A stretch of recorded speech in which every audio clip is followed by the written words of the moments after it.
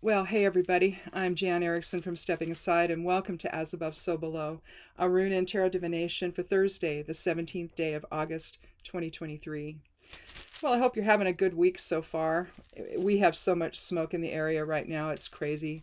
I mean, it just hangs in the air, it's everywhere.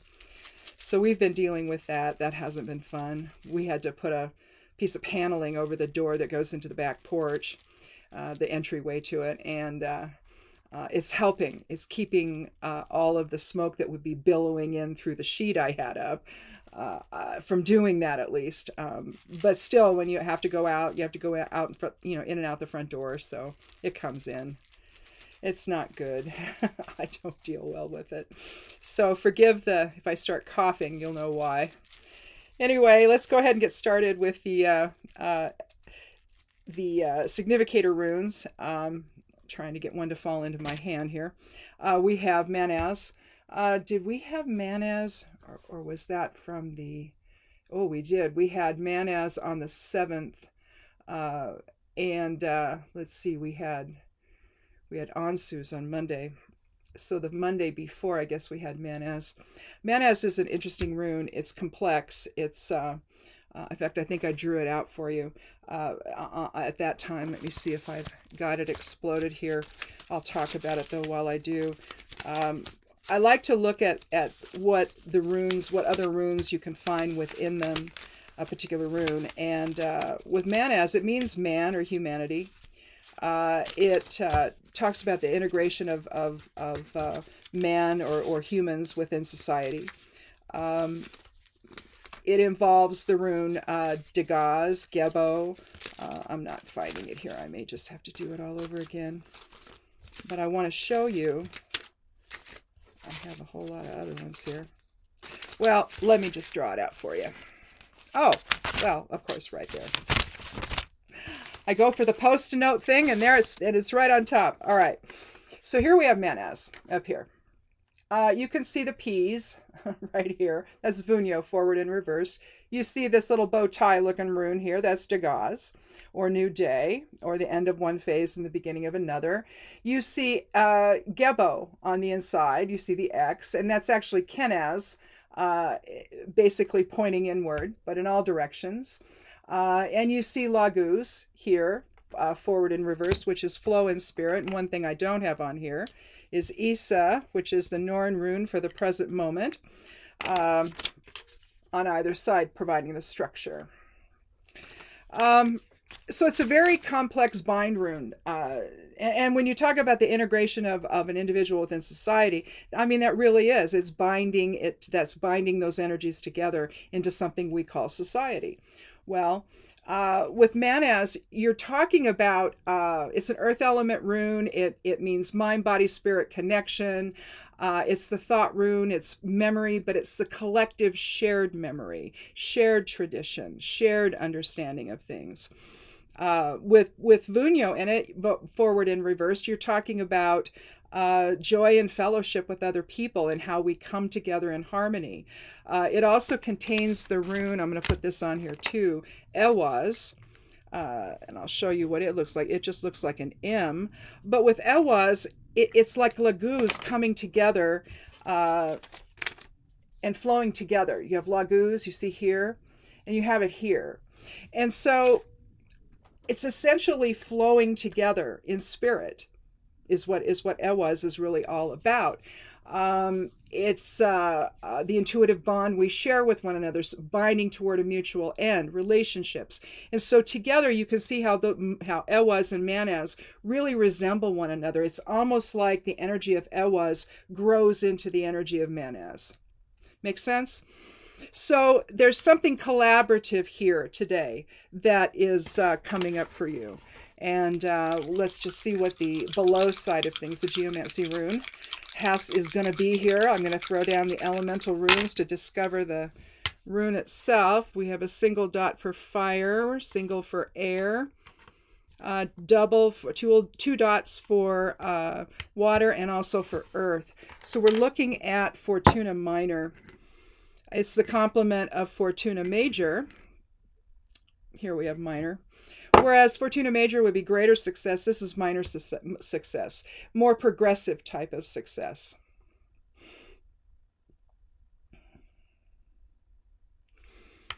And so it could be a collaboration, maybe it didn't start out that way, the situation didn't, but then as things progress, you realize you need to collaborate more effectively with other people to make that situation or that opportunity or that goal a successful outcome, to get that. But when I see Fortuna Minor, it's more, to me, it's just more of a progressive type of a thing.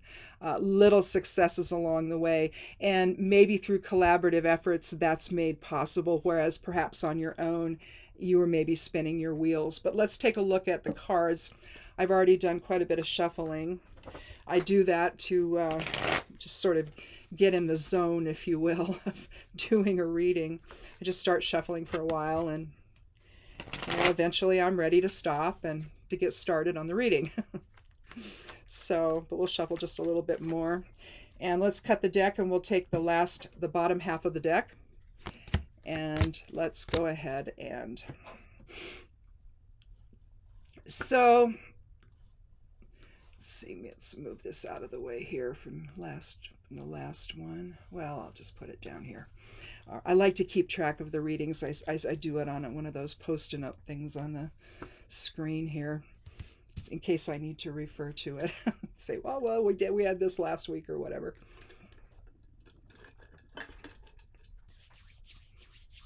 But on Monday, let's just review just a little bit. It was after achieving some financial or material security, you might have been compelled, we had Vaya as the Geomancy rune, to take a different path forward. Ansus was the rune, and so we're talking about divinity and clarity and higher wisdom and higher self.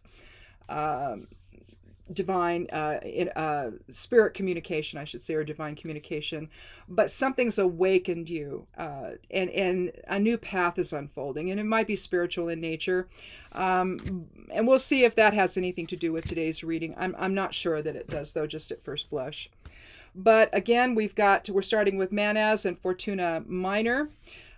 So let's take a look at we have two from the suit of wands. We have the nine of wands and the queen of wands, and then we have the two of swords. I'm going to leave the order, at least at this point, the way it is, the way I drew them. We might move them around, we might not, but I don't know. I think I'm going to leave it alone, though. Here we have the nine of wands. Here we have 8 staffs behind this man, who's clearly been through it. He's got, you see, a bandage on his head, so there's a bit of a battle of wills, maybe, or some kind of a real, serious battle here between. If you're looking at Manaz, there could have been some argument over how to proceed in a situation, and you realize that you do need to have some collaboration with others to do that, to maintain some success. If you think about it that way, this may be what he has left, and this is the collaborative support behind him. But he's looking backward. I'll get this as close as I can without it getting really blurry. If you have a tarot deck, a Rider-Waite tarot deck, you can pull out the Nine of Wands and look at it as we go here. But he's holding one staff in his hand and 8 more are behind him. He's looking back, though, to make sure about the support that he has. But you see this dual line of demarcation here, or separation. It separates what's behind it from what's happening here. Okay. And so here he maybe didn't realize that he had support. It's very possible he didn't realize he had the support that he in fact did. And he's kind of making a glance backward that's I interpret as furtive, where kind of, okay, the battle's over, and okay, I guess I did have, some people that were helping me out with this, and that's great, but, do I? I mean, what's really happening here? Because it just seems like maybe he didn't realize the support that he actually had here. But with the 9 numerology, something has come to an end here. Whatever situation that was happening on this side of the line has come to an end. Yes, he has some issues. He has some wounds from it. He's got some battle wounds there. But he's still in one piece. He's still intact. And he realizes here that, I guess I do have some support after all. at the end of the day, so to speak. There's some support there for him. And again, that's going to align with Manas. So maybe the Fortuna Minor, this is he won the battle here, temporarily at least, but now what he needs to do with all of that is going to have to be in a collaborative way with others, in a way that supports him better in what he's doing. And again, I realize that's vague, but it could really apply to a lot of different situations. This could be a situation at work where you're standing your ground about something and you go to battle over it.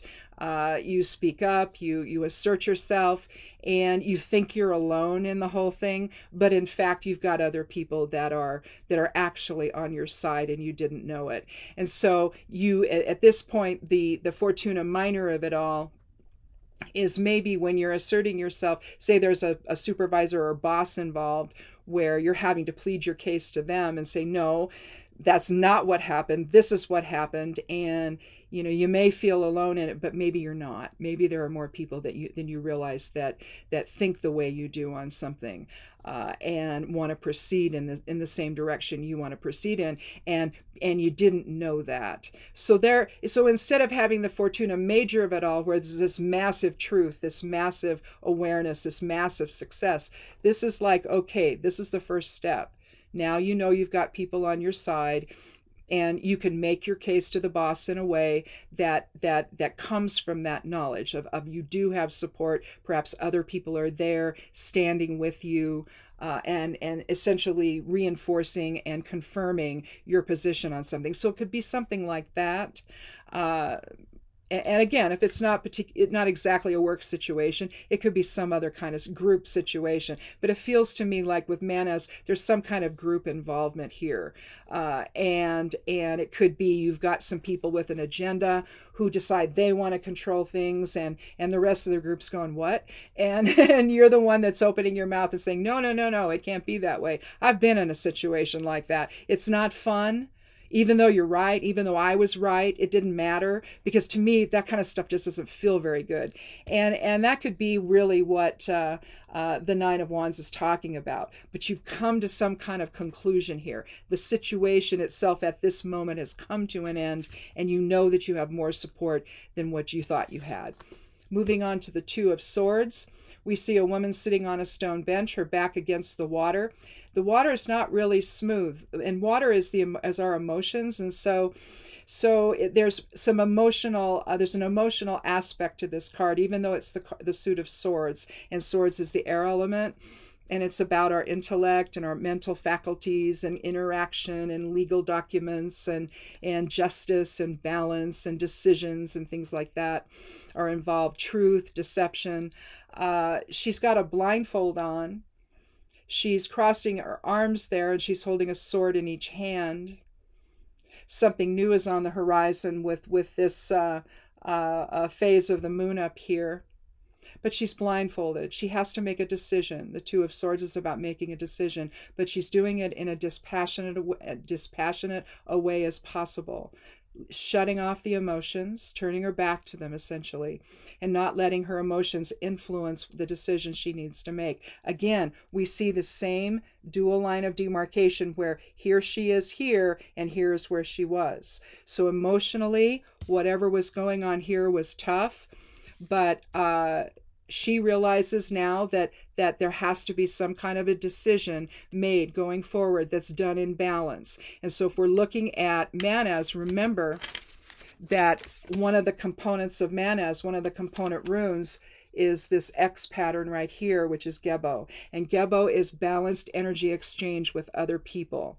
So that would be another way of saying collaboration that we find when we think about the rune Manas. All right, how we fit into the group. And so, when you look back at the nine, see, he may be wondering, well, okay, I've got this support, but where do I fit in all of that? Obviously he fits right here in this empty space, but did he stand out and take a step forward into the discussion that he had to assert himself in, and nobody else went there with him? But then as he looks around, he realizes, well, yeah, but they're still there. Is that what's happening here in that card? irrespective of it, a decision has to be made going forward, and it has to be made without emotion getting in the way. So much of the time we're driven by emotion, and we make our decisions from a very emotional place. And sometimes that works out just fine. It's the thing to do. But where you're looking at the suit of wands, you're looking at the element of fire, and fire is the will. It's creativity. It's opportunity and momentum. And well, momentum is also water, but it's something where you're ready to pursue a new idea and a new experience. And so you have that summoning up of the will to do all of that. And here with the suit of swords, it's saying, well, okay, both are active type of elements. They're masculine elements, so therefore they're projective type. They're more assertive. Water and earth are more receptive or passive. And so again, you're looking at air stirring up fire. But when you, especially, and the risk is there, especially when you turn your back to the emotional side of it all, water tends to quench fire. So it tends to bring it down a little bit. So the risk here, by blindfolding yourself and turning off the emotion of it, you don't have that one thing to help balance the assertiveness, or because the assertiveness could turn into aggressiveness, I guess, is what I'm trying to say. So that's just a little bit of elemental stuff here with respect to the cards. The fact that we've got two cards from the suit of wands, we've got strong fire here. So he's really wanting to take the bull by the horns, but at the same time, he realizes that there is some support there for him. He doesn't have to do this alone. But again, a decision has to be made about what the future holds and how he's going to proceed. And that brings us to the Queen of Wands. Now, the Queen of Wands, is she looking at us? Well, not really. She's looking more toward the future. She's holding a sunflower, the flower for Ukraine. In her left hand, you see lions on her on the armrests of her throne. You see them also up here as sort of a family crest. And so in a sense, this is like maybe a card of Leo. Leo could be implied here. Leo is a very strong type of, it's a kind of a fun-loving sign, but at the same time, they want to be the center of attention. They want to be, at least in their close friends and families' lives, they want to be the one that gets everybody together and has fun and does things. But they can also be very assertive, and not necessarily in a good way, but it can be. And it looks to me like you see her little cat right here, her little familiar, and she holds a staff in her right hand. So you see the strength of will there with the staff in her right hand. But there's a little bit of peace with the sunflower and vitality and also energy, and growth. And so, because it's the effect of the sun on the sunflower, the sunflower is basically representing the sun there in this card. You see, however, there's a spiritual aspect to her because you see the three pyramids over here. Anytime you see pyramids, in my opinion, that represents the Holy Land, and so you're talking about spirituality and a spiritual quest. If you look at the Knight of Wands, he's in the Holy Land. You see three pyramids there, and he's on a spiritual quest, a spiritual journey. So the Queen and anyone in the court, court cards can either represent the individual on the card itself, or it can represent the qualities therein, or both. So the decision may be that you need to either summon up that courage within to move forward into something that maybe you weren't accustomed or you didn't realize was happening, because it's almost like, okay, here I am, but now I see all these people behind me. Now I got to rethink everything. I'm not by myself, and so now I have to switch up. And so you've got to make the decision to do that. Without emotion getting in the way.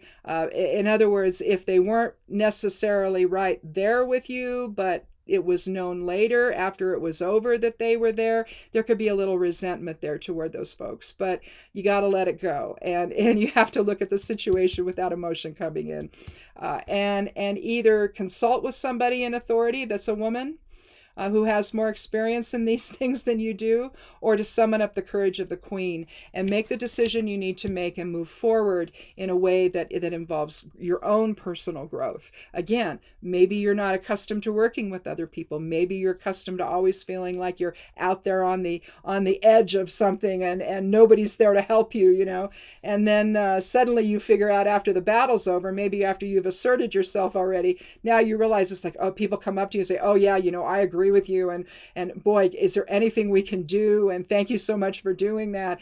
And it's like you're thinking to yourself, well, golly, couldn't you have just been there with me? And so that's kind of what this feels like to me, and where do you fit in all of that at that point? Well, at some point, you've got to drop resistance and collaborate with those people that are really on your side and realize maybe it didn't happen the way you wanted it to initially. But at this point, you know that if you're going to succeed in whatever this is, you're going to have to collaborate and get on the same page with other people. And maybe together in unity, you can assert a collective type of a opinion about something, and convince the boss, if you will, to go in a different direction. The Queen of Wands could represent the boss in the equation, if it's, say, a work equation, or somebody in authority at least. But it feels it feels more to me in instead of even looking at the queen as a trusted advisor you could go get some counsel from. I mean, that could be there. But it really feels to me like this is what you need to do for yourself. You need to assert yourself and move forward and take that authority within, and reject the whatever deceptions going on, because oftentimes this kind of stuff involves deception by somebody. Somebody's trying to lie and say, oh, it's this and they did this and they did, when they did nothing, and because they're just trying to win, essentially, be successful in the situation, and at the expense of other people typically. So at least that's how it's always been in my case, when I'm sitting there going, what in the heck's going on here? Something doesn't feel right here. And it's usually somebody or a couple of somebodies who are trying to deceive everybody else and trying to, win the argument or what have you, or assume control or what have you. And they're it's all about their own personal agenda. And they might win for a little while, but eventually they don't. They stumble. People begin to realize what's going on, and then at the end of the day, see, they probably wish they'd never been a part of the group to begin with, because nothing's going their way at that point. People think they're liars. People think they're cheaters. Whatever, So whatever this is really about for you, because this could go in a lot of different directions here. It's possible that you've asserted yourself in a way that you might have won, or at least there's a truce involved with the 9. But then you realize that as alone as you might have felt, standing out there in front of everybody, you really do have some support behind you that maybe you didn't realize. And in order to really move forward, you have to make the decision to collaborate with these people and to align with them, and let go of any resentment you might feel because they didn't speak up alongside you. It's really an unfortunate place to be in, to have to then do that, but because it's like, because I always want to say, well, why weren't you there, but maybe they just felt they couldn't be, and or you were in the process of standing up and they weren't ready or something, but they are now, and they're willing to align with you on something that maybe you thought just wasn't there. That support wasn't there, but in fact it is. But again, a decision has to be made. What are you going to do with it now? If the situation isn't over, if you still haven't gotten your point across to people that need to have that, well, you're going to need their assistance to do that collaboration. And Manas may be talking about that balanced exchange with exchange with other people, the integration with other people, flowing together in harmony with Laguz there, forward and reverse. Isa, aligning in higher presence, aligning in the present moment, letting go of whatever feelings you might have had about the initial assertion that you made.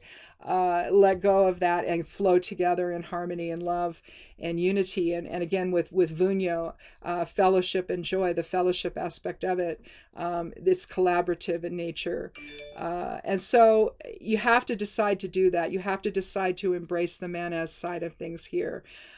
So that you can at least make a little bit of a foothold, at least make some level of success here.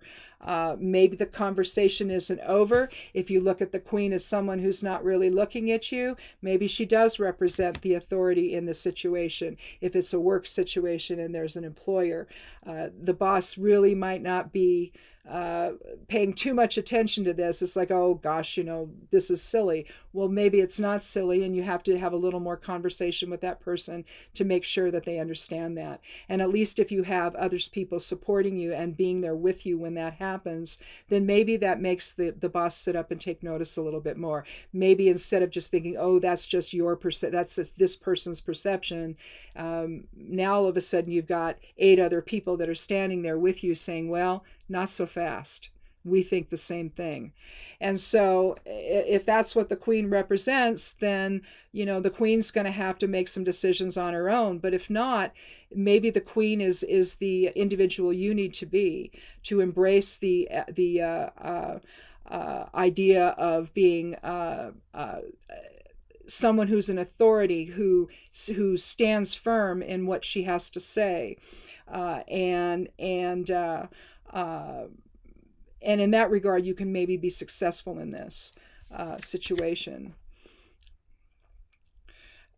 But again, I think that Fortuna Major tells you that it's not the be-all and end-all. It's not the final outcome, that there's more work to do in a progressive type of a way. And so maybe you and the 8 other people involved, I mean metaphorically speaking here, you and the 8 other people involved may have to do this in a progressive type of a way. Keep coming back and reiterating what you're talking about, reiterating your position, and giving more, maybe more evidence for it or what have you. And in the end, you'll get to the Fortuna Major of it all. You'll move from Fortuna Minor over to Fortuna Major. So it's a progressive type of an experience here. So I don't see an actual outcome that's final here, but it's like you're in the process of, and now you have support for that. So I hope that makes some sense here. I realize when I try to be really, really general that it's, and then I try to give an example of something more specific. Hopefully you can extrapolate that to your own situation. You can find some resonance within this, if it's not exactly, say a work situation where, or a group situation where maybe you've got somebody who's trying to upset the apple cart, basically, and everyone else is just going, oh, geez, what do we do? And you're the one standing up and saying, well, hey, this is happening, and this needs to stop. But you don't really feel like you have any support for that. And then all of a sudden you realize you do. Well, maybe they need you to be the catalyst for that. Maybe they're not as assertive as you are, or if they are, they need someone else there with them so that you're both asserting the same thing together. They need that kind of support themselves. And when I look at this, I look at this card and I think, okay, he's looking around, battle's over. He's looking around, it's okay, he's got this support there, but do I really? I mean, really? Where were you? So that's the impression I always have when I see that card. So again, you may be the catalyst for the change, for the Fortuna Minor. So you get a little bit of success here, and then you progress on and get a little bit more. And pretty soon, whatever was going on has been suppressed enough that people realize, and those people that weren't involved in it understand what's really going on. And they see the person who's trying to control or upset things or lie or what have you. they begin to see them for who they really are. Again, I've been in situations like that, and I'm usually the one that speaks up, and so then I get in a lot of trouble for that. The people who want their own agenda fulfilled will then do this to other people, and it takes a while for people to realize that, excuse me, I was telling the truth, I was saying what needed to be said, but maybe they just didn't have the words to do it, maybe they didn't have enough understanding to do it themselves. So eventually they ended up appreciating it, but at the same time, it's a lonely place to be. And then when you realize, it's like, oh, okay, other people actually are hearing me, they're really hearing what I have to say and they agree with me. Well, okay, then let's be a united front. And that's the Manaz experience. And then you'll still have people who be, yeah, I don't think I want to do that, because they're afraid. They're afraid to speak up. They're afraid to put themselves out there. We know of a situation that's like that right now, and it doesn't have anything to do with us, but my husband and myself. But I know my husband's trying to say something to the person, one of the people involved, to sort of enlighten them as to what he sees as actually the real situation here. And he's right. And either that person is going to take the ball and run with it. He uses the expression, you can lead a horse to water, but you can't make him drink. Well, if they're either going to do something about it, in the light with this truth they now have, because it's verifiable. It's not his opinion. I mean, it's verifiable, right? And so they're either going to take that and do what they need to do to protect themselves, or they're not. It's just one of those things. But so we see these kinds of, I guess my point is, we see this kind of stuff happening all the time, where some crappy things are happening to somebody, not their fault, not their doing. You got people around them that are pursuing their own agenda and are actually causing this for this person or these people. And they don't know. They don't have enough information, And so my husband tried to help in this one particular situation, and they'll either go with it or they won't. It's really up to them. But if they don't, then they're going to continue to be in the same disadvantaged situation that they're in. So I don't know. But again, this is kind of a baby steps kind of thing, and where you've got to let go maybe of some feelings that you have about the situation, about the people that weren't standing next to you when you were asserting yourself. And it sure would have been nice to have had them there, to have other people chime in and say, yeah, we agree, I agree with that, and give their opinion, and other people, say how they feel about it and all of that, but you're still all on the same page. It presents a united front that maybe you didn't have initially. But now that you know that there are people that actually support what you have to say, maybe they're going to be there for you in the future. But again, it's a decision you have to make about how you're going to proceed from here, in a way that lets go of emotion, any kind of resentment or hurt feelings or whatever, and make the kind of decision you need to make so that you can empower yourself with the Queen, and like the Queen, and move forward in a way that's positive and creates a better future for yourself. So anyhow, that's it. That's all I got. Thanks for watching. And if you're inundated with smoke like we are, if you're in Oregon or any other place that this is happening, oh boy, do what you can. Don't go outside without a mask on. We actually ordered a couple of, I have one respirator in the house. We ordered 2 more that actually cover the face as well. And because we don't know how long this is going to last. They tend to let these fires burn out in some respects. So we don't know. It was pretty windy here, and things get blown in here all the time. So when the fires start in Oregon in the summertime or around us, especially if you've got them in California and in Washington State and also Canada. A couple of years ago, it was just weeks we were inundated with smoke. There was no breathable air anywhere, none. And I don't even know how we survived it, but we did. And so we learned some things that we're employing now. But I ordered a couple more respirator masks for us, just because we have to go out. This is garden season. We have irrigation to do, and we have to be able to do that. We can't stay in the house all of the time. Otherwise, things will die out there. So I've got those coming too. So hopefully, if you're in the situation we're in, you might consider getting something like that. And it fits over. It's like it's also for like painting and all kinds of things. It's an industrial type of thing, but you've got the respirator here that goes over the nose, but then it's a whole clear shield that's attached to it, and so you don't get it in your eyes either. So, and that's because that's important too. Because if you have to be outside, you're breathing this stuff in, and the toxins are there. It's not just trees that are burning; it's other things too in the forests that are burning, and you just don't know. You don't know what you're breathing in, and it's pretty toxic. So you don't want to be doing that. So if you're experiencing that, take whatever precautions you can, and to stay safe and to stay healthy, because this can really, really impact you. So anyhow. Otherwise, I guess we're all just dealing with heat.